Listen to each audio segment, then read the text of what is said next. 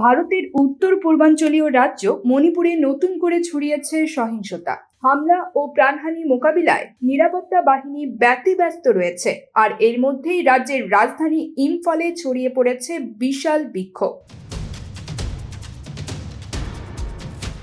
রাজ্যটির রাজভবন এবং মুখ্যমন্ত্রীর বাসভবনের দিকে বিশাল সংখ্যক মানুষ বিক্ষোভ মিছিল নিয়ে অগ্রসর হওয়ার সময় নিরাপত্তা বাহিনী তাদের ওপর টিয়ার শেল নিক্ষেপ করে। সোমবার 9 সেপ্টেম্বর এক প্রতিবেদনে এই তথ্য জানিয়েছে ভারতীয় সংবাদ মাধ্যম নর্থ ইস্ট নাও।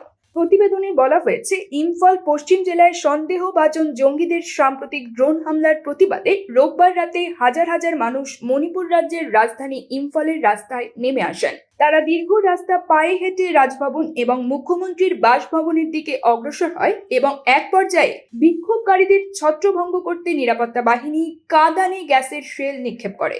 নর্থ ইস্ট নাও বলছে, বিক্ষোভকারীরা শহরের তিদ্দিম রোড ধরে 3 কিলোমিটার বেশি মিছিল করে হাই সিকিউরিটি জোনের দিকে এগোলে নিরাপত্তা বাহিনী তাদের বাধা দেয়।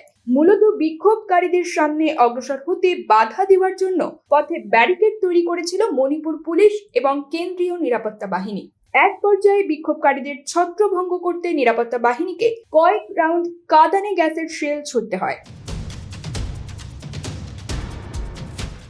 বিক্ষোভকারীরা মিছিল নিয়ে রাজভবন এবং মুখ্যমন্ত্রীর বাসভবনের কাছাকাছি, এমনকি পুলিশ সদর দপ্তর, মণিপুর সচিবালয় এবং ভারতীয় জনতা পার্টি অফিসের কাছাকাছি অবস্থানে পৌঁছে গিয়েছিল। এদিকে নিরাপত্তা বাহিনী মিছিলে বাধা দেওয়ায় বিক্ষোভকারীরা কেশমপাটির রাস্তায় বসে পড়েন এবং ভয়াবহ হামলার নিন্দা জানিয়ে স্লোগান দেয় এবং হামলার সাথে জড়িত দোষীদের গ্রেপ্তারে কর্তৃপক্ষের ব্যর্থতা তুলে ধরে স্লোগান দেন। বিক্ষোভকারীরা এ সময় হামলা প্রতিরোধে পুলিশের ব্যর্থতার অভিযোগে রাজ্য পুলিশ প্রধানের অপসারণের দাবিতেও স্লোগান দেয়।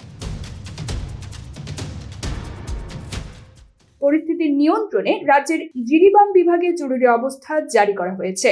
নতুন করে ব্যাপক সহিংসতা দেখা দেওয়ায় পদত্যাগ করতে পারেন রাজ্যের মুখ্যমন্ত্রী বীরেন সিং।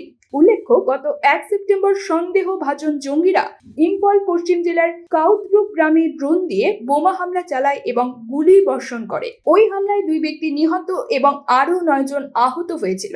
এর পরের দিন আগের দিনের হামলাস্থল থেকে প্রায় 3 কিলোমিটার দূরে সেনজাম চিরাং গ্রামে আবারও ড্রোন হামলা চালানো হয় এবং এতে 3 জন আহত হন।